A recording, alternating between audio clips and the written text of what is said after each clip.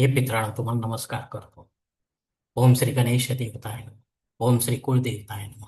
ओम श्री गुरुदेवताय नमः. ओम सर्व श्री इष्ट देवताय नमो नमः. ओम नारायणाय विद्महे वासुदेवाय धीमहि तन्नो विष्णु प्रचोदयात.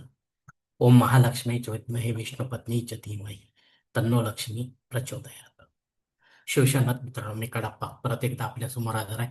माझ्या धर्मकरम चॅनलमध्ये आपले सहर्ष स्वागत करीत आहे. मित्रांनो, आपल्या सनातन हिंदू धर्मातील सणवार व्रत वैकल्याच्या साखळीमध्ये आज मी आपणास एकादशी व्रतासंबंधी महत्वाची माहिती पूजाविधी सांगणार आहे. तेव्हा आपणा सर्वांना माझी नम्र विनंती की माझा व्हिडिओ आपण शेवटपर्यंत पाहावा आणि ऐकावा.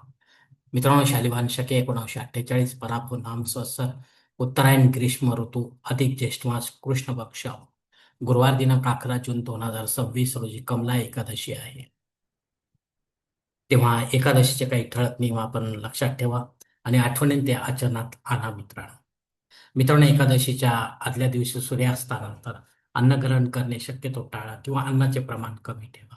अचानक औषध आले असता केवळ उपवास करावा आणि माळेविना सतत मंत्रजप सुरू ठेवावा. कोणत्याही देवतांचे प्रत्यक्ष दर्शन मात्र घरीदारी वा मंदिरात कुठेही घेऊ नका. आज अग्नी पृथ्वीवर हजर आहे, त्यामुळे आपण नव्याने हवन सुरू करू शकता, मंत्राचे वगैरे. दर एकादशीला आपण मंत्राचे हवन करत असाल तर उत्तमच. बुधवार दिनांक 11 जून 2026 रोजी मध्यरात्री 1 वाजल्यापासून कमला एकादशी तिथी सुरू होत असून दुसऱ्या दिवशी गुरुवारी 11 तारखेला सकाळी क्षमा करा, रात्री 10 वाजून 37 मिनिटांनी संपत आहे. भगवान विठ्ठल रुक्माईचे किंवा लक्ष्मीनारायणचे विधिवत अभिषेकयुक्त पूजन सकाळी मंदिरात होणाऱ्या सोहळ्याच्या वेळी आपण अवश्य हजर राहा. अन्यथा केवळ विधिवत दर्शन दिवसभरात केव्हाही घ्या, कारण या देवता आपल्या देवघरात असल्या तरी त्या जागृत असतीलच असे नाही. मंदिरात जाताना मंदिरात लागणारे पूजा साहित्य शक्यतो यथाशक्ती घेऊन जाणे, अन्यथा योग्य अशी रक्कम यथाशक्तीने दानपेटीत टाकणे. सतत मानसिक मंत्र जप करा. ओम नमो भगवते वासुदेवाय किंवा ओम विष्णवे नमः. जय श्री हरी. ओम महालक्ष्मी देवे. लक्ष्मीनारायणचा स्वतंत्र गायत्री मंत्र व विठ्ठल रुक्माईचा एकत्रित गायत्री मंत्रही आपण घेऊ शकतो. ओम रुक्मिणी पतिये च विद्महे भक्त दर्शनाय धीमहि तन्नो विठ्ठल प्रचोदयात.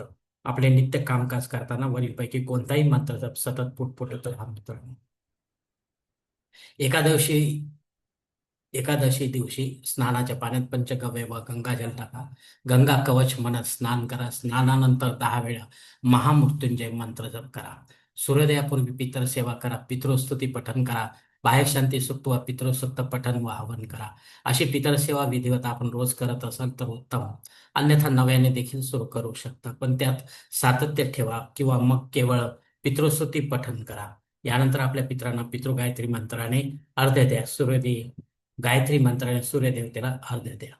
आपल्या घरच्या वृंदावनातील तुळशीची पंचोपचार पूजा रोज सकाळ संध्याकाळ करावी, अन्यथा निदान आज तरी अवश्य करावी.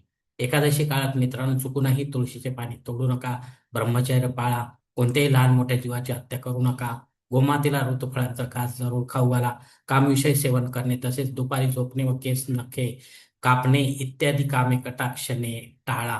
फराळाचे खानपान थोडे कमी करावे. मित्रांनो, एकादशी काळात दूध व दुधाचे पदार्थ वा ऋतुफळे वा त्यांचा रस ग्रहण करावा. फराळाच्या वा अन्नाच्या नैवेद्यात तुळशीपत्र अवश्य ठेवा.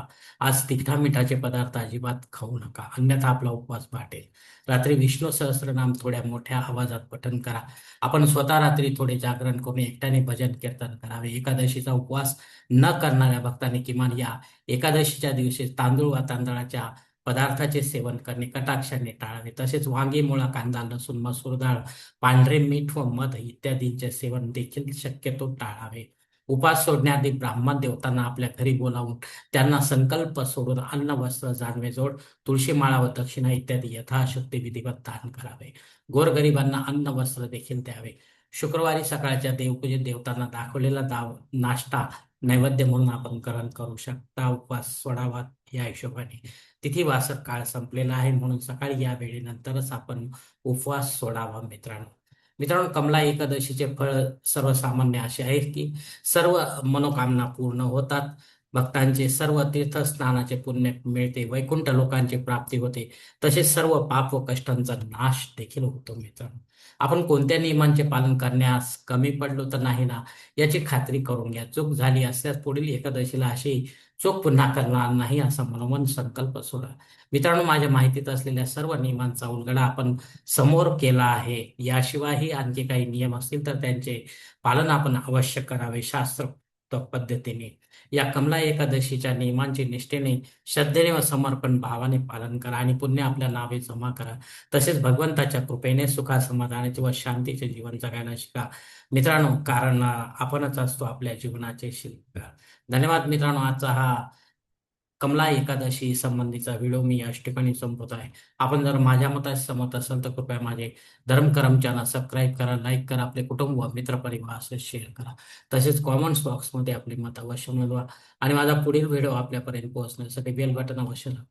धन्यवाद मित्रांनो. पुढील भेटीपर्यंत आपण खुश राहा, आनंदी राहा, प्रसन्न राहा. हरिओम. शिवशंभो महादेव.